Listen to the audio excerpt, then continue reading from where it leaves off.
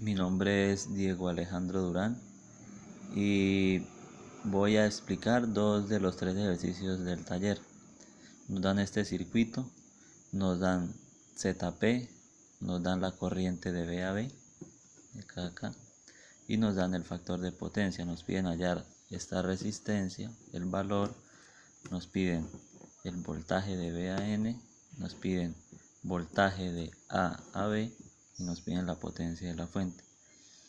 ¿Qué hacemos con el factor de potencia? Primero, para hallar RW tenemos que hallar el ángulo aplicando el coseno a la menos 1 del factor de potencia para conocer el ángulo.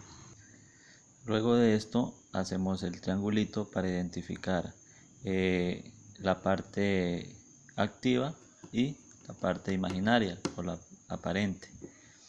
Entonces tenemos que 11 más J4 ohm, donde 11 es la parte real, activa, y J4 es la parte imaginaria, reactiva. A 11 le sumo RW porque están en serie, ¿sí? Entonces le sumo el 11.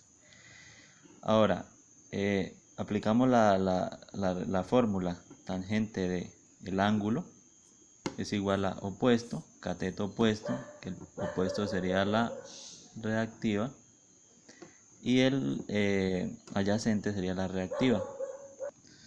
Entonces, haciendo el despeje nos quedaría algo como esto: RW igual a la parte reactiva sobre tangente del ángulo menos 11. Esto pasaría acá a este lado del igual, esto pasaría a dividir, y el 11 que está sumando pasaría a restar. Listo. Entonces reemplazamos los valores y nos daría una resistencia de 5.182 ohm. Bueno, ahora para hallar el voltaje de B a N aplicamos la ley de Ohm, donde la corriente, el voltaje es igual a la corriente por la resistencia. Tenemos RW más ZP, porque pues están en serie, estas dos, esta impedancia y esta resistencia están en serie, se suman por la corriente que me la están dando, que es 19 ángulo de 0. Reemplazamos los valores y nos daría un voltaje de 316.7 con ángulo de 13.88 voltios.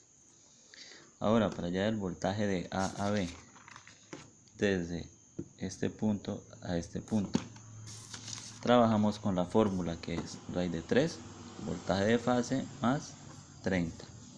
Reemplazamos los datos, donde el voltaje de fase es 316.7 y a este ángulo le sumamos 120 y como se muestra acá, y le sumamos los 30. Entonces me quedaría 548.54 con un ángulo de 163.88 voltios. Nos piden hallar la potencia compleja, pero para hallar la potencia compleja debemos hallar la potencia activa y reactiva para aplicar la fórmula. La potencia compleja es 3 veces voltaje de fase por corriente de fase por el coseno y la diferencia de los dos ángulos. Reemplazamos y hallamos el valor de la potencia activa. Potencia reactiva es igual, pero cambia, ya no es coseno sino es seno, y reemplazamos y hallamos los valores. Ahora la potencia aparente. La potencia aparente por fórmula me dice que es la raíz cuadrada de la potencia activa al cuadrado más la potencia reactiva al cuadrado. Entonces reemplazamos valores y nos daría este valor: 18.051.8 voltioamperios. Potencia activa en vatios, potencia reactiva en kilovoltioamperios, en voltioamperios reactivos, y la potencia aparente en voltioamperios.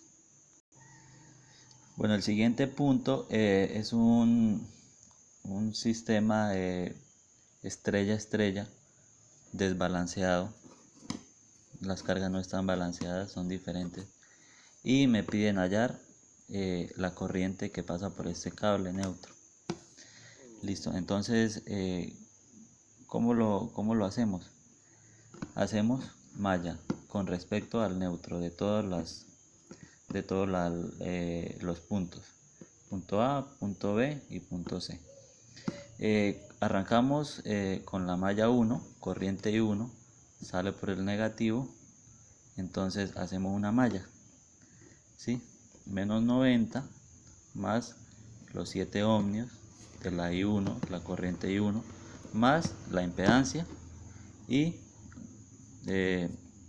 sumamos estos valores de I1, son la misma corriente, lo sumamos, y el 90 que está negativo pues pasa a positivo, y despejamos I1, que sería 90 ángulo de 0 sobre esta impedancia, cual nos daría una corriente de 2.79 con ángulo de menos 16,9 amperios, que es la misma corriente de línea. Corriente I1 es la misma corriente de línea. Ahora vamos a hallar la I2. ¿Sí? Aquí me iba equivocando porque le había puesto la flecha en la dirección que no era, porque pues si vemos la corriente sale del negativo al positivo, entonces lleva una dirección contraria a la I1. Hacemos lo mismo, una malla,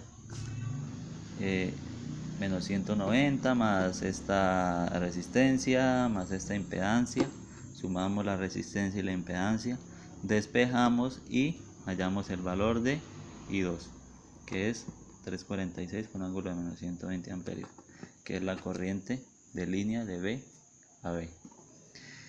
Para la corriente I3 hacemos la misma operación, hacemos una malla, arrancamos con esta dirección. No vamos a tocar para nada esta línea o este nodo, si se podría decir así, porque pues estamos trabajando solamente de C a C. Entonces vamos a hacer la malla de esta manera.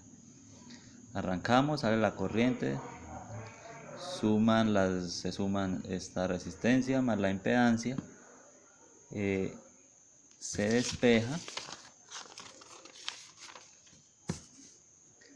despeja el valor de la I3 y hallamos la corriente, 5.46 ángulo de 105,96. Me pedían hallar la corriente que va por este cable. Entonces, como podemos observar, esta corriente entra por aquí, esta corriente entra por aquí y esta corriente entra por acá. Es decir, que la corriente que pasa por este cable es la suma de estas tres corrientes, que está la corriente de A, la corriente de B y la corriente de C. Entonces reemplazamos valores y nos da la corriente que pasa por el cable neutro, que es 1.575 con ángulo de 110.5 amperios. Y listo.